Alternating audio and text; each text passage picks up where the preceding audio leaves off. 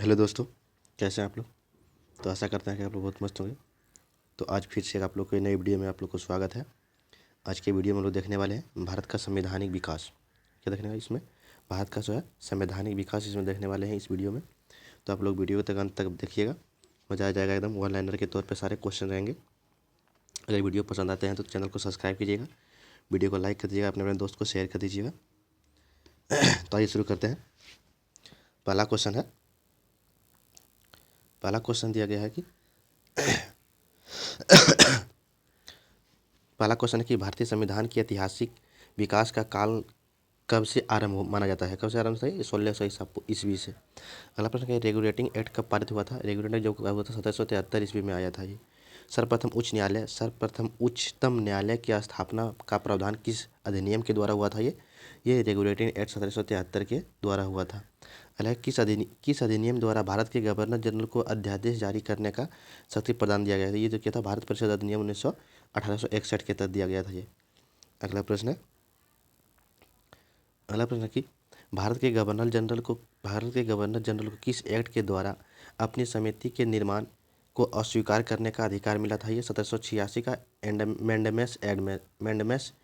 एमेंडमेंट्स act में द्वारा के भारत के लिए सेक्रेटरी ऑफ स्टेट की नियुक्ति किस अधिनियम के तहत किया गया था। ये भारत सरकार अधिनियम 1858 के तहत।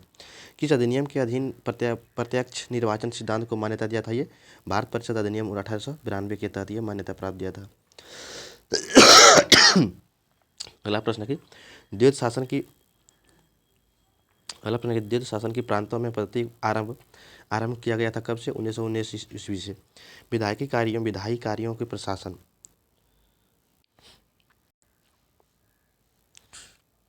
अगला प्रश्न है कि विधायी कार्यों को प्रशासनिक कार्यों में पृथक करने की व्यवस्था किस चार्टर एक्ट के द्वारा की गई थी। ये चार्टर एक्ट 1853 के तहत। कब के था? चार्टर एक्ट 1853 के तहत किया गया था। हालांकि भारत में ईस्ट इंडिया कंपनी के शासन को किस अधिनियम के द्वारा समाप्त किया गया था। ये समाप्त किया था भारत सरकार अधिनियम 1858 के तहत। मार्ले मिंटो सुधार किस अधिनियम के तहत कहा गया था। ये भारत परिषद अधिनियम 1919 को कहा गया था ये। अगला प्रश्न है कि मार्ले सुधार बिल किस वर्ष में पारित किया गया था। ये 1919 ईस्वी में आया था। महारानी विक्टोरिया को भारत की सामग्री कब नियुक्त किया गया था। ये 1877 ईस्वी में। अगला कि मिंटो मार्ले सुधार का उद्देश्य क्या था। ये पृथक निर्वाचन प्रणाली करना था उसके। मुसलमानों के लिए अतिरिक्त निर्वाचन मंडल प्रारंभ किस के द्वारा लाया गया था। ये मिंटो मार्ले सुधार 1919 के तहत। मॉन्टेग्यू चेम्सफोर्ड सुधार के प्रावधानों का क्या सार था। यह इसका सार था प्रांतों में दोहरा शासन था। अगला क्वेश्चन है, हालांकि किस अधिनियम को मॉन्टेग्यू चेम्सफोर्ड सुधार के नाम से भी जाना जाता है। ये भारत शासन अधिनियम 1919 का। हालांकि भारत में संघीय व्यवस्था के लिए किस अधिनियम में पहली बार उल्लेख किया गया था। ये भारत सरकार अधिनियम 1935 में। अगला प्रश्न है, किस अधिनियम के तहत अखिल भारतीय महासंघ स्थापना करने का प्रावधान शामिल किया गया था। ये भारत सरकार अधिनियम 1935 का। भारत शासन अधिनियम 1935 द्वारा स्थापित संघ एवं अपशिष्ट शक्तियाँ किसे दी गई थी। संघ और अपशिष्ट शक्तियाँ किसे दी? गवर्नर जनरल को दिया गया था। किसको? गवर्नर जनरल को दिया गया था। वही अगला प्रश्न है, किस अधिनियम के तहत प्रत्यक्ष निर्वाचन सिद्धांत को मान्यता दिया जाता है। ये भारत सरकार अधिनियम 1919 के तहत। अगला कि सर्वप्रथम संविधान सभा के गठन का आह्वान किस प्रस्तावना द्वारा किया गया था। ये क्रिप्स मिशन के द्वारा। किसे? क्रिप्स मिशन के द्वारा। अगला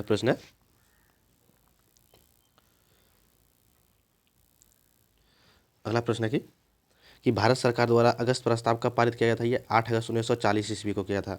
हालांकि राजा गोपालचारी फार्मूला कब प्रस्तुत किया गया था। ये 10 जुलाई 1944 ईस्वी को किया था। अधिशासी परिषद के गठन का प्रस्ताव किस योजना के अंतर्गत दिया था। ये बेबेल योजना के अंतर्गत दिया था। अगला प्रश्न, कैबिनेट मिशन की 3 सदस्य कौन थे। ये पैथिंग लॉरेंस था, किसरफोर्ड क्रिस्ट एवं SB अलेक्जेंडर था। अगला प्रश्न है कि 1909 के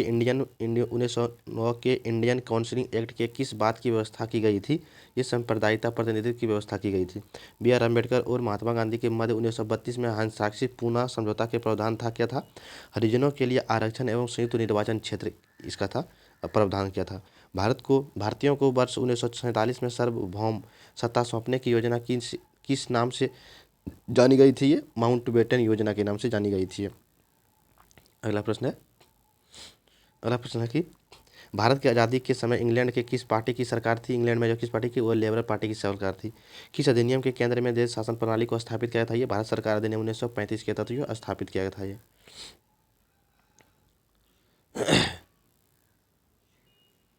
अगला प्रश्न है संविधान सभा की भारतीय संविधान की इच्छानुसार होगा इसके द्वारा? ये नहीं है, बस इतना था कि आगे इसके जो टॉपिक है संविधान सभा, इसके टॉपिक जो है नेक्स्ट वीडियो में हम लोग कवर कर लेंगे।